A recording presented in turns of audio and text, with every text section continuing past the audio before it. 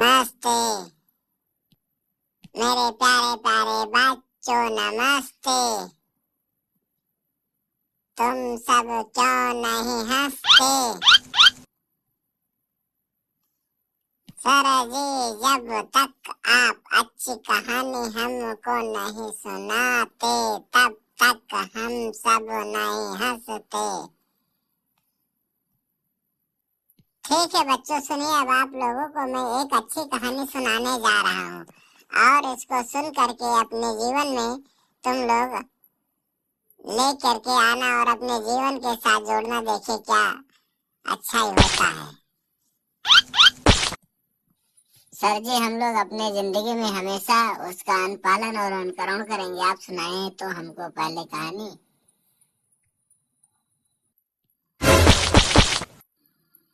ठीक है बच्चों, अब हम तुमको सुना रहे हैं एक छोटी सी पक्षी की कहानी जो अपने जीवन में बहुत परिश्रम करती है और अपने न्याय के लिए एक से एक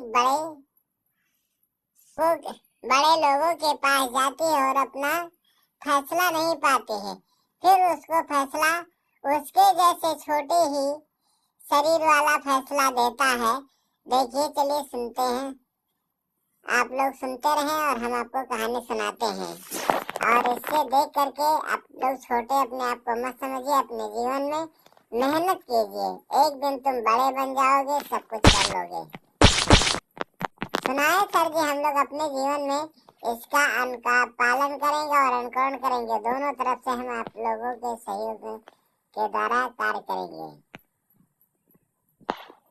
तो सुनो बच्चों, एक छोटी सी पक्षी है जो गौरैया है और अपने भोजन के लिए, अपने पेट के लिए पूरा दिन भोजन के तलाश में घूमती रहती है।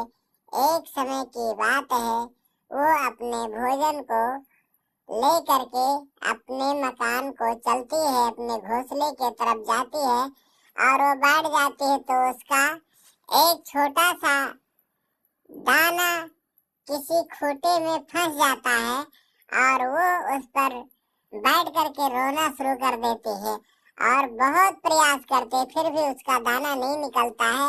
तो वो उसको निकालने के लिए वो आगे चल करके एक बड़े से प्रयास करती है और कहती है, बड़े खूंटा चीरो, खूंटे में मोरा दाल है। क्या खाऊं क्या पीऊं, क्या ले परदेस जाऊं। लेकिन बहुत बड़ा बड़ी होता है, लंबा शरीर वाला, छोटी पक्षी होती है। उसकी बात को हंस के टाल देता है और वो पक्षी दुखी हो करके वहां से आगे चल पड़ती है और जा करके राजा से कहती है कि राजा जब कहेगा बढ़ई को तो वो फूटा चीरने जरूर जाएगा। और यह बात लेकर के राजा के पास पहुंचती है और वो पक्षी बैठ जाती है। राजा से अपनी विपत कहानी सुनाती है। हे राजन, आप हमारे एक छोटे से पक्षी की मदद करें, कोई नहीं सुनता है। तो राजा ने कहा, सुनाओ तुम्हारी क्या व्यथा है, अपनी कहानी सुनाओ तो पहले। तब पक्षी कहती है, राजा राजा बढ़ही दंडो, बाड़ा ही न खूंटा चीरे। खूंटे में मोरा दाल है, क्या खाऊं क्या।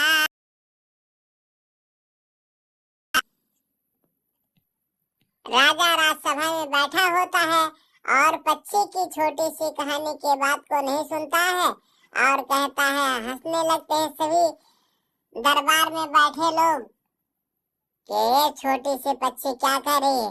पक्षी को ना न्याय मिलने पर पक्षी जाती है और रानी साहब के पास पहुंचती है। रानी जी के पास पहुंचती है और उनसे भी अपनी व्यथा सुनाती है। रानी रानी राजा छोड़ो, राजा ना बढ़ी दंडे, बाड़ा ही ने खूंटा चीरे। खूंटे में मोरा दाल है, क्या खाऊं क्या पीऊं, क्या ले परदेस जाऊं। रानी ने भी राजा की बात नहीं सुनी और पक्षी की बात मान करके वो राजा को, अपने पति को छोड़ दे, त्याग दे।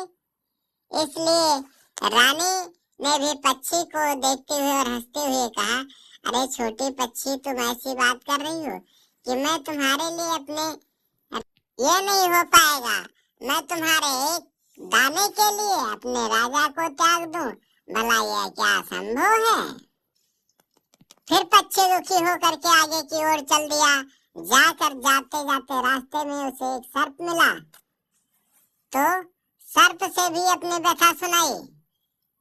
सर्प सर्प रानी डासो, रानी न राजा ताजे, राजा न बढ़े दंडे, बड़ा ही न खोटा चेरे, खूंटा में मुर्दाल है, क्या खाऊं क्या पीऊं, क्या ले परदेस जाऊं। लेकिन सर्प ने भी बात हंस करके गौरैया पक्षी की बात टाल दी, नहीं सुनी और कहने लगा, हम तुम्हारे लिए रानी को डसने थोड़ी जाएंगे। कहा ठीक है। पक्षी दुखी होकर के आगे चल गई और जाकर के जंगल में पहुंची। जंगल के पास हाथ जोड़कर विनम्र निवेदन किया,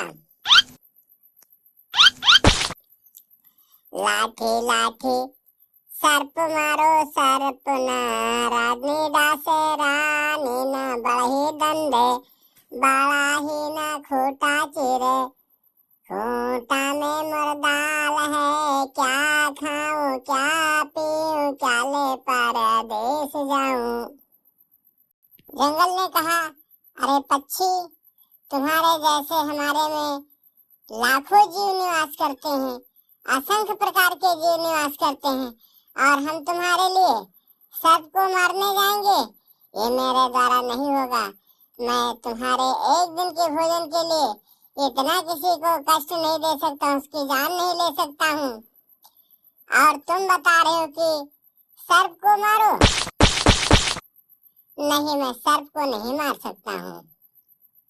लाठी ने जब सर्प को मारने से इनकार किया, लेकिन पक्षी ने अपनी हार नहीं मानी।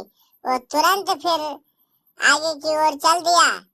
कहा ठीक है, अब हम आगे चलते हैं। और अपने अथक प्रयास के बाद में चल के जब देखा तो कोई जब नहीं सुना उसकी बात, तो जा करके पक्षी आग के पास पहुंची और कहने लगी, अपनी सारी राम कथा सुनाई और विपत्ति अपनी बताई कि अब मेरा कोई सहारा देने वाला नहीं है, बिना सहारा के मैं कैसे जीऊं, क्या करूं। आग ने उसको कहा, तुम अपनी व्यथा सुनाओ तो हमको। कहा ठीक है, मैं सुनाती हूँ, आप सुने।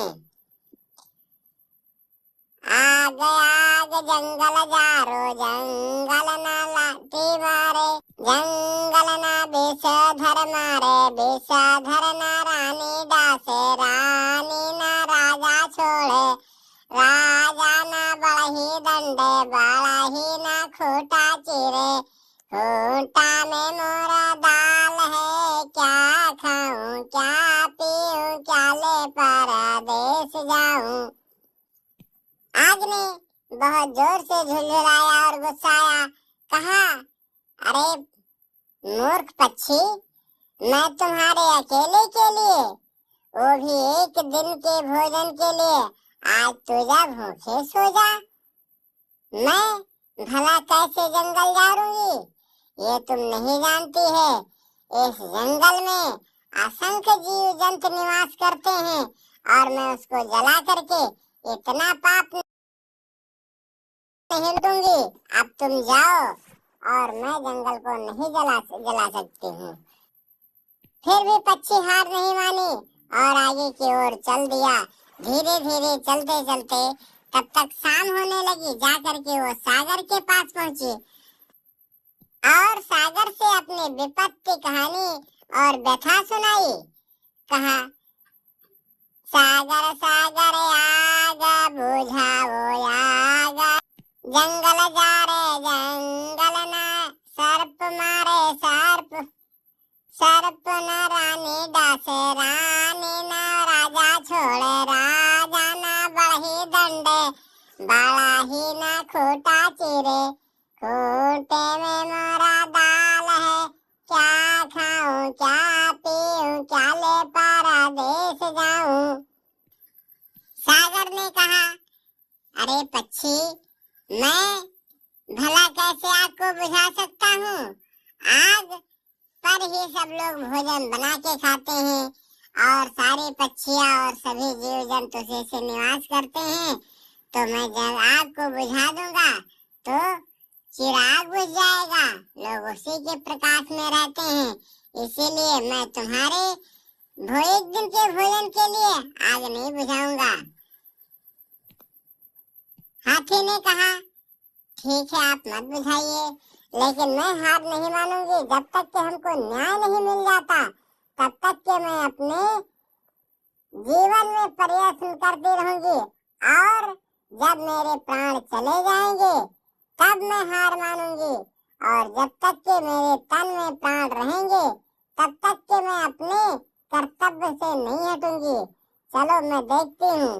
पक्षी जा करके आगे एक हाथी से मिला और हाथी से अपनी व्यथा सुनाई और कहानी बताया कि आप मेरी कोई नहीं सुनता है और शाम ढलने लगा। अब मैं क्या करूं? मैं भूखे जाऊंगी, मेरे बच्चे भी भूखे रह जाएंगे।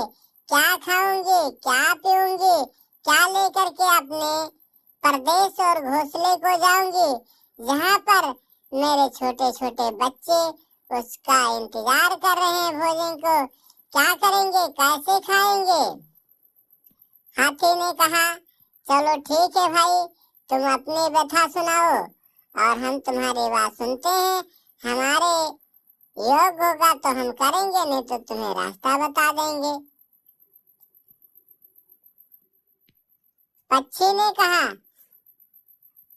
हाथी हाथी सागर सुखो, सागर ना आग बुझाए, आग ना जंगल जारे, लाठी ना सर्प मारे, सर्प ना रानी डासे, रानी ना राजा तेजे, राजा ना बढ़ी दंडे, बड़ाही में दाल है, खूंटा में दाल है, क्या खाऊं क्या पीऊं, क्या ले परदेस जाऊं। हाथी भी समुद्र को सोखने से इनकार किया और कहा, मेरे बच्चे नहीं, मैं नहीं सोख सकता हूँ। पक्षी हार मान करके बैठ करके उसी स्थान पर रोने लगी और कहा, ठीक है, अब मुझे न्याय नहीं मिलेगा, अब कोई मेरी सहायता नहीं करेगा। हे प्रभु, मैं अपने प्राण इसी जगह पर त्याग दूंगी और अब मैं अपने घर को नहीं जाऊंगी। जो अगर मुझे न्याय नहीं मिलेगा तो मैं अपना प्राण ही त्याग दूंगी। मुझे न्याय न मिले तो हमें जीने से कोई फायदा नहीं है। इसीलिए हे ईश्वर, अब आप हमारे प्राण ही ले लो। हमें जीवित रहने का कोई मकसद नहीं है जब कोई हमारा सुनता नहीं है। तब तक के देखा उधर से असंख्य संख्याओं में चींटी एक लंबी कतारों में आ रही हैं और आकर के हमारे पास पहुंची। कहा, अरे बहन पक्षी, क्या दिक्कत है, तुम क्यों आंसू बहा रही हो? हम क्या तुम्हारी मदद कर सकते हैं?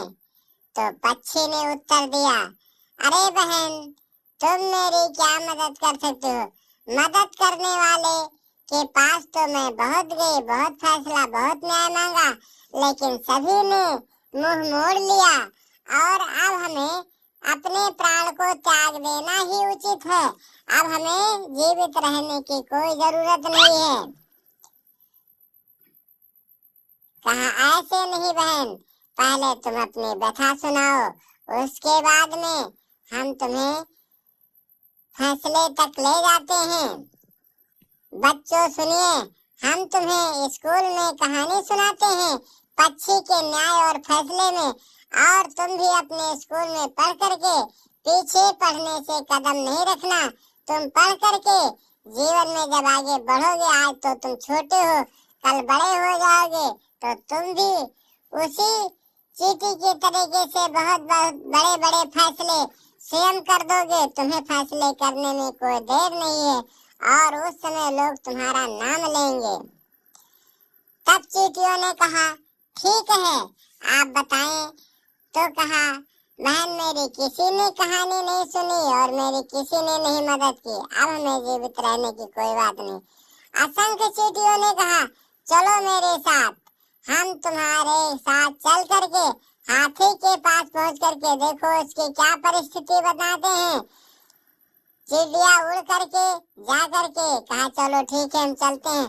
तो कहा, जाओ बहन पक्षी, तुम इस पेड़ पर बैठो, देखो हम क्या करते हैं हाथी के साथ।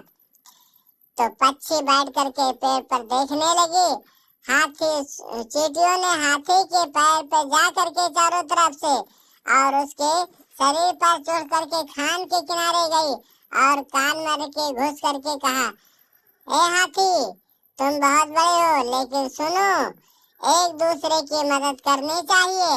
अगर तुम उसकी बात नहीं सुनते हो तो हम तो केवल अभी 2-4 आए हैं जिससे तुम कान फटफटाओ। अब जब असंख्य चींटियों का ढेर तुम्हारे कान में घुसेगा तो तुम्हारी क्या परिस्थिति होगी, अब तो स्वयं समझ लो। इसलिए तुम अब पक्षी की मदद करने का निर्णय बना लो और उसकी बात सुनो।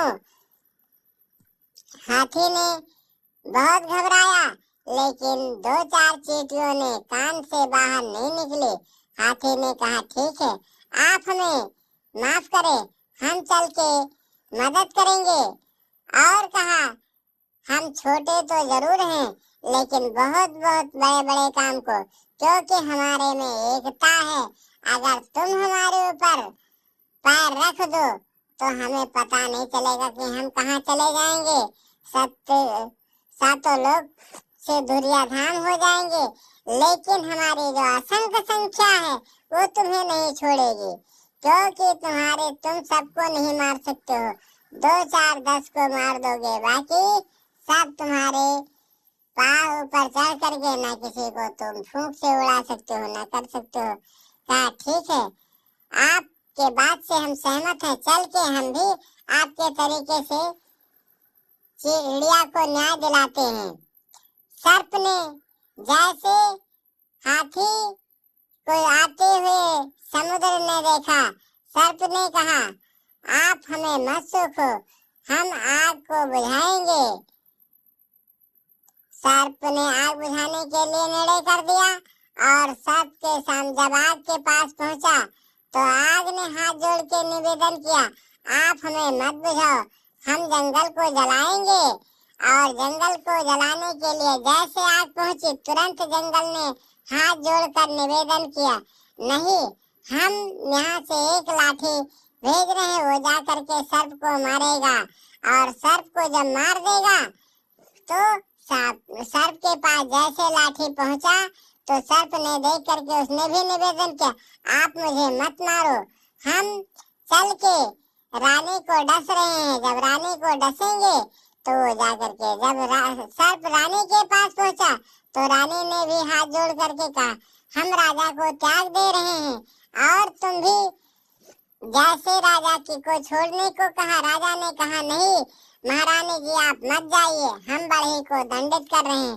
जैसे राजा ने बढ़ई को दंड देने के लिए कहा, बढ़ई ने तुरंत कहा, हे महाराज, आप हमें क्षमा करें, उस समय कुछ कार्य कर रहा था, इसलिए पक्षी की बात मेरे समझ में नहीं आई, मैं चल करके खूंटा को चीर रहा हूँ। और बढ़ई ने जा करके खूंटा को चीर दिया, दाल को निकाल दिया, दाल पक्षी लेकर के उड़ गई और अपने देश के अपने घोंसले को चली गई। बच्चों, तुमको कैसा लगा कहानी? आप सभी लोग हमारे कहानी को सुनिए और अपने जीवन में उतारिए।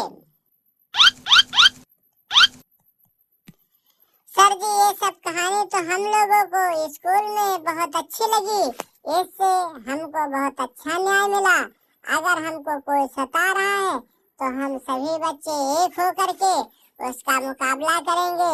हम सभी बच्चे छोटे तो जरूर हैं, लेकिन हम सभी बच्चे स्कूल के एक हैं और अपने फैसले को नहीं बदलेंगे। हम जो चाहेंगे वो कर डालेंगे, क्योंकि आज के युग में इसको एकता नहीं होती है। बच्चों को सभी लोग डरते हैं, बच्चों से कोई बात नहीं करते हैं, बच्चे से सब लोग प्यार करते हैं। स्कूल के छात्रों से सभी लोग प्यार करते हैं, सभी लोग सम्मान देते हैं। और हम लोग आपके न्याय को सर जी मानेंगे। जिस प्रकार से आपने पक्षी को फैसला दिलाया है, उसी प्रकार से हम छोटे बच्चे तो जरूर है लेकिन अच्छे काम करेंगे तो एक दिन हमको भी पैसा और सम्मान। सभी दर्शकों से निवेदन है कि आप लोग हमारे वीडियो को लाइक करें, सब्सक्राइब करें, शेयर करें और हमारे वीडियो को देखते रहें। जिस प्रकार से पक्षी ने अपनी हार नहीं माना और अंत में उसको फैसला मिला, ऐसे आप लोग भी पढ़ें लिखें और हार मत माने। कोई कमजोर होगा तो उसको भी ज्ञान हो प्राप्त होगा और जो तेज है उसकी तो कोई बात नहीं। जिस प्रकार से एक बच्चे ने करत करत अभ्यास ते जड़मत हो तो सुजान, अरसरी आवत जात ते सिल पर परत निशान। एक पत्थर कितना कठोर होता है, रस्सी कितना मुलायम होती है, लेकिन बार बार घर्षण करने से, रगड़ने से पत्थर पर भी निशान बन जाते हैं। रस्सी तो बहुत टूटी लेकिन पत्थर पर भी निशान बन जाता है। आप सभी लोग हमारे वीडियो को लाइक करें, सब्सक्राइब करें, शेयर करें, देखते रहें। हम अगले दिन आपके लिए नई वीडियो लेकर के आएंगे।